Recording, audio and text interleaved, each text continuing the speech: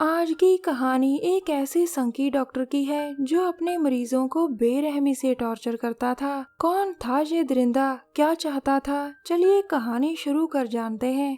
एक बड़े से घर में मैंडी नाम की लड़की काफी डरी हुई थी। वो सोना चाहती थी लेकिन उसके माता पिता नीचे आपस में बहस कर रहे थे। अब मैंडी अपने भाई के पास आकर रुकती है। दरअसल मैंडी का पिता मानसिक रोगी था। उसे हमेशा अजीब सी काल्पनिक दुनिया दिखती रहती थी जिससे वो बहुत परेशान था। आज मैंडी का पिता इतना परेशान हो जाता है कि वो खुद को ही गोली मार लेता है। कुछ सालों बाद अब मैंडी काफी बड़ी हो गई थी।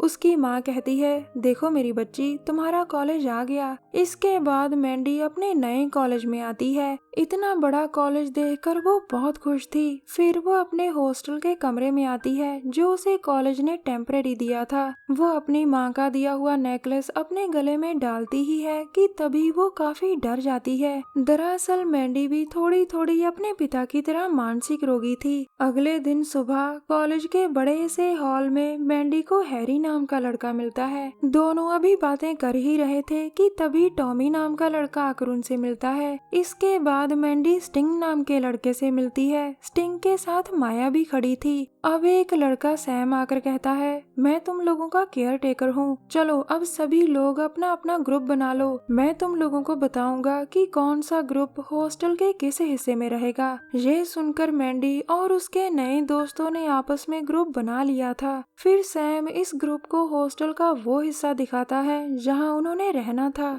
देर रात को अपने भाई की तस्वीर देखकर मैंडी काफी दुखी थी। अचानक वो अपनी काल्पनिक दुनिया में चली जाती है जहाँ उसे अपना भाई दिखता है। उसका भाई भी मानसिक रोगी था और उसने भी खुद को गोली मार ली थी। अब मैंडी असल दुनिया में थी। उसका भाई वैसे ही मरा था जैसे उसकी काल्पनिक दुनिया में। थोड़ी ही देर बाद मैंडी अपने नए दोस्तों के पास आती है। तभी टोनी कहता है, मेरे पास दारू है और बहुत सारा बिमल भी। आज रात खूब रंग जमेगा। इसके बाद सभी लोग दारू पीने लगते हैं। इसी बीच मैंडी ने भी मौका देखकर 2 घूंट मार लिए थे। अचानक स्टिंग अपने लैपटॉप में कुछ देखकर कहता है, दोस्तों ये देखो, ये डॉक्टर कितना खतरनाक था। तभी नीना कहती है, हमें इसके बारे में सब बताओ। अब स्टिंग बताता है, ये बात काफी पुरानी है। इस शहर में एक मशहूर डॉक्टर था। वो अपने मरीजों को काफी टॉर्चर करता था जिससे दुनिया अनजान थी। इस दरिंदे ने बच्चों तक को नहीं छोड़ा था। वो इतना बेरहम था कि वो अपने मरीजों को जीते जी नर्क दिखा देता था। मानसिक रोगियों का इलाज तो वो इतने खतरनाक तरीके से करता था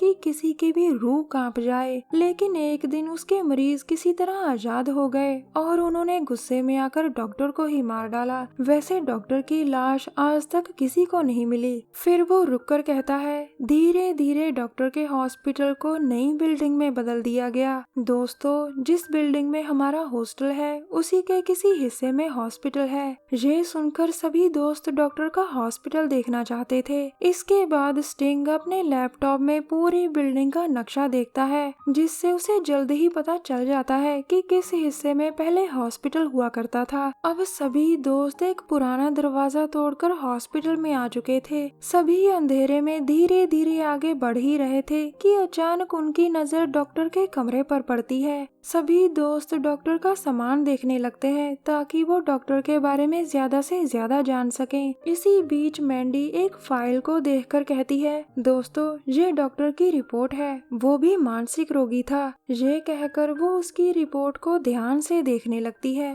थोड़ी ही देर बाद सभी दोस्त अपने हॉस्टल में आ जाते हैं। अब स्टिंग अपने कमरे में बैठा काम कर रहा था और तभी लाइट चली जाती है। अब एक आवाज आती है, मैं तुम्हारे बारे में सब जानता हूँ स्टिंग। ये सुनकर स्टिंग काफी डर गया था। स्टिंग की काल्पनिक दुनिया में स्टिंग की मॉम उसके सामने आती है जो उससे बात करने की कोशिश करती है लेकिन स्टिंग उससे बात नहीं करता। अचानक मॉम अपने असली रूप में आकर कहती है, मैं डॉक्टर हूँ, मैं किसी का भी दिमाग पढ़ सकता हूँ। मैं लोगों की डरावनी यादों को फिर से जिंदा कर सकता हूँ। तभी स्टिंग को एक पतली सी रस्सी जकड़ देती है जिसके बाद वो तड़प तड़प कर मर जाता है। थोड़ी ही देर बाद मैंडी स्टिंग के कमरे का दरवाजा खोलती है लेकिन लेकिन उसके सामने स्टिंग की लाश थी। वो ये बात अपने दोस्तों और हॉस्टल के गार्ड्स को बताती है, लेकिन फिर अचानक से स्टिंग की लाश कहीं गायब हो जाती है। सभी को लगा कि स्टिंग कहीं आसपास ही चला गया होगा और वो मैंडी पर यकीन नहीं करते। कुछ देर बाद अब अकेली बैठी माया की बारी थी। माया की काल्पनिक दुनिया में आज पुरानी यादें फिर से जिंदा हो चुकी थी। उसका दोस्त उसे पकड़कर मारने की कोशिश करता है, जिससे माया बहुत प्यार करती थी, लेकिन ये माया का दोस्त नहीं बल्कि डॉक्टर था। वो पहले उसके सिर की स्किन काटता है, फिर वो उसके चेहरे पर कई वार करता है। आखिर में वो उसके चेहरे को बीच से काट देता है। दूसरी तरफ मैंडी अपने कमरे में काम कर रही थी और उसके पास हैरी आता है। वो आकर कहता है, चलो मैंडी नीचे पार्टी में चलते हैं। लेकिन मैंडी कहती है, नहीं, जब से मैंने स्टिंग की लाश देखी है तब से मेरा मन उदास है। ये सुनकर हैरी उसे फिर से समझाने लगता है कि वो सब तो बस तुम्हारा वहम था। तभी एक आदमी आकर कहता है, तुम सच्ची हो मैंडी। बस इतना कहकर वो चला जाता है। अब मैंडी उससे बात करना चाहती थी और उसके पूछने पर आदमी कहता है, मेरा नाम माइक है और मैं यहीं काम करता हूँ। तुम लोग जब दरवाजा तोड़कर हॉस्पिटल में गए थे तभी डॉक्टर की आत्मा आजाद हो गई थी। मैं मैंडी पर शुरू से ही नजर रख रहा था क्योंकि मुझे ये मानसिक बीमार लगी। इतना कहकर वो चला जाता है। कुछ देर बाद टॉमी अपने कमरे में कसरत कर रहा था। अब टॉमी की काल्पनिक दुनिया शुरू होती है। उसकी मॉम उसके पास आकर कहती है, तुम खाना ठीक से नहीं खाते, देखो तुम कितने दुबले हो चुके हो, चलो अब ये खाना खाओ। लेकिन टॉमी उसकी बात नहीं मानता और तभी मॉम डॉक्टर में बदल जाती है। वो उसे पकड़कर पहले अच्छी तरह से टॉर्चर करता है और फिर वो उसकी जुबान काट देता है। उसी वक्त टॉमी के कमरे का दरवाजा खोलकर हैरी कहता है, टॉमी हम तुम्हारा कब से इंतजार कर रहे हैं, चलो नीचे चलें। लेकिन टॉमी की लाश सामने देखकर दोनों डर जाते हैं। डॉक्टर अभी भी वहीं था जो उन पर वार करने वाला था, लेकिन तभी उस पर पीछे से माइक वार करता है। अब तीनों जल्दी जल्दी वहाँ से भागते हैं क्योंकि डॉक्टर उनके पीछे लगा हुआ था। भागते भागते हैरी और साथ ही एक कमरे में आ जाते हैं और तभी बाहर खड़ा डॉक्टर कहता है, मुझे पता है कि तुम तीनों अंदर हो, कोई बात नहीं, मरने से पहले तुम लोग थोड़ा आराम कर लो।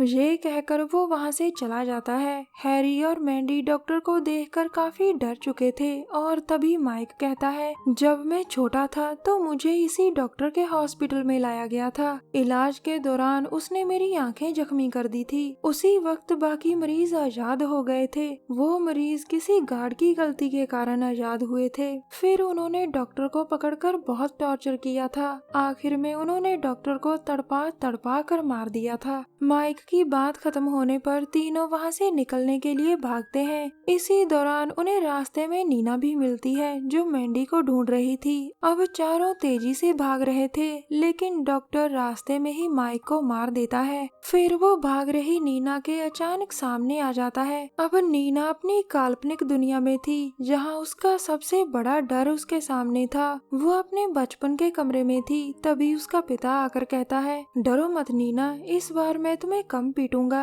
ये सुनकर नीना बहुत डर जाती है और तभी उसका पिता डॉक्टर में बदल जाता है। फिर वो नीना के पेट पर कई वार करता है, जिसके बाद वो मर जाती है। दूसरी तरफ मैंडी और हैरी बाहर निकलने का रास्ता ढूंढ रहे थे। उसी समय वहाँ डॉक्टर आ जाता है, जिसे देखकर हैरी कहता है, तुम भागो मैंडी, इसे मैं रोकता हूँ। ये कहकर वो डॉक्टर को रोकने की कोशिश करता है, लेकिन सफल नहीं हो पाता। अब हैरी अपनी काल्पनिक दुनिया में था। उसे सबसे ज्यादा डर तब लगा था जब उसका छोटा भाई पानी में डूब रहा था। वो उसे बचाने की पूरी कोशिश करता है, लेकिन इस बार उसका छोटा भाई डॉक्टर में बदल जाता है। वो हैरी को मारने ही वाला था कि तभी मैंडी डॉक्टर पर वार करती है, जिसके बाद दोनों वहाँ से भाग जाते हैं। मैंडी के वार के कारण डॉक्टर बहुत गुस्से में आ चुका था। अब मैंडी और हैरी भागते भागते बाहर आ चुके थे। इसी दौरान दोनों दोनों फिसलकर गिर जाते हैं, जिसके बाद हैरी का पैर एक जगह अटक जाता है। तभी डॉक्टर उसके सामने आकर उस पर जोरदार वार करता है।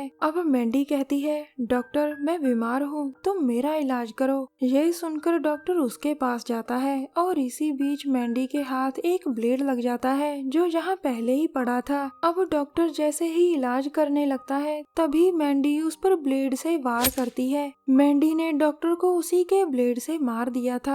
दरअसल डॉक्टर के ब्लेड ही उसकी सबसे बड़ी ताकत और कमजोरी थे। कहानी के आखिर में सिर्फ मैंडी और हैरी बचते हैं। हमारी वीडियो देखने के लिए धन्यवाद। प्लीज हमारे चैनल को जरूर सब्सक्राइब करें। मिलते हैं अगली वीडियो में, तब तक के लिए नमस्कार।